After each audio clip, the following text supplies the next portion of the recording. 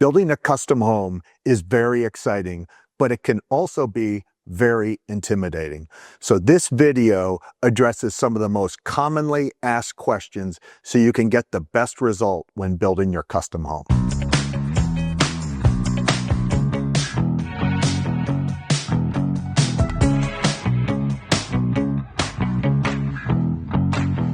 One of the first questions that people have when building is, how do I know if I'm getting a quality home?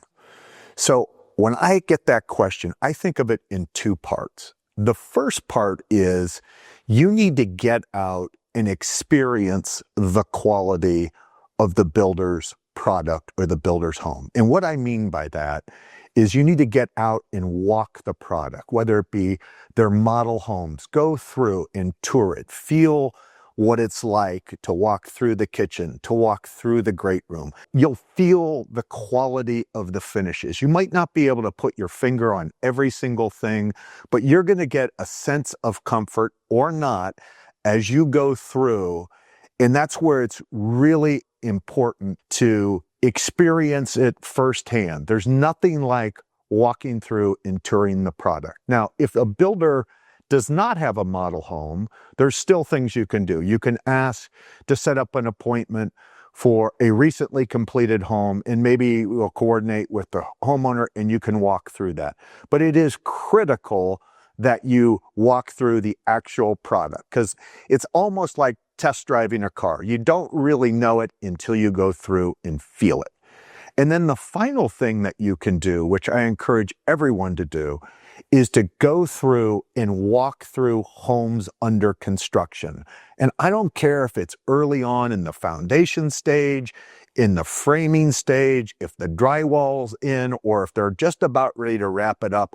You'll learn things along the way every single time. You can see what the job site's like. You can see how the trades are performing, because it's really important for that builder to have a great relationship with his teams and trades. And when you visit a job site, you will get that sense and feel it. So that's the experience of touring. The second thing I highly recommend everyone to do, and it's critical, is to know exactly what the builder is including in the build. And what I mean by that, there's several different terms. A builder can say my included features, or my standard features, or my quality specifications. What that means is they need to give you a very detailed list of exactly what they're doing, from foundation to framing, through drywall, mechanical systems, their finishing details. You want line item specificity, knowing what that item is, the manufacturer, how they do it. It's really important, because that's what makes up the totality of the purchase. You want peace of mind knowing every detail is covered. How do they do things? Let's take water lines, for example. In the past, copper used to be really popular and people associated that with quality. Yet with technology, there's a much better way. With PEX plumbing, and our water lines are non-corrosive, they're chemical-free, which has a lot of benefits to you, your family, the quality of the water you're drinking, and how it performs. So you want to be informed as possible. So when you ask a builder for this, I would expect to get a 2 to 4 page detailed printout that has exactly what they're including. So again, you have a really good sense and peace of mind. When I build this house, I know the things that it includes, and I'm going to feel a whole lot better making the investment when you have that clear vision and clear peace of mind. One of the questions we always get is, do I need to have land or own my land first before I start my custom home building process? And we love this question because we get it all the time. It's interesting. 50% of our customers have land and 50% don't, and they're just interested in the idea of building custom. So what I would say is, what other camp you're in, you have land or you don't, you want to come on in, engage with the builder, and start the process. So the process is this. You want to start with working on the right plan, getting the right plan for your family, knowing exactly what you want, getting excited about it. then going through the pricing process, know what that's going to cost, have it line itemized so you know where every dollar is spent. So you can do those two things all while you're looking for land or you either have your land. So let's talk about if you have your land. If you have your land, the builder will come out to your lot and take the home that you've been working on, place it on your lot, and talk about things like your driveway, where it's going to come in, where are the utilities going to come in, how far are you going to be set back from the road, are we going to need to clear trees, are we going to need to do any grading, what side is the garage going to go on. A builder will refer to this as like a home site inspection or a lot inspection, and it's a very, very productive meeting. Now, if you don't have your land, that's just fine. You can do those first two steps, work on your design, work on the pricing, and then when you find land, it works just as well, because then when you find land, the builder will come out and go through that exact same process and review all the things we just mentioned. And then that gives the customer really good peace of mind that they feel good about the lot they're building. Now, one thing on the financing of this that I think is important to know is a lot of people don't realize this, but when you purchase your lot, you can combine your lot and your total home purchase into one. So you can have one loan. You don't need to own your lot first outright and then go with the financing. You can combine it all. And if you do already own your lot outright, that can go towards the down payment in the equity in your home to finance your custom build. One of the scary questions that we get all the time is, how am I going to stay on budget? And frankly, it's an area that our industry doesn't do a really good job of. So if I'm thinking about it from a customer's point of view, there's three things that I'm going to demand that will make sure that we stay on budget. So number one is full transparency. So full transparency, what I mean by that is you need to ask the builder and know what exactly is included in their included features or standard features or general specifications. They can refer to, all of that refers to the same thing. And what that means is I want to know exactly what's included in the foundation, what's included in the framing, what's included in all the finishes. So you're going to need to get a very detailed specification printout. Every builder should have this. It should be 2 to 4 pages, and you should be able to read that and have really good peace of mind knowing exactly what the builder is included. So that's step one.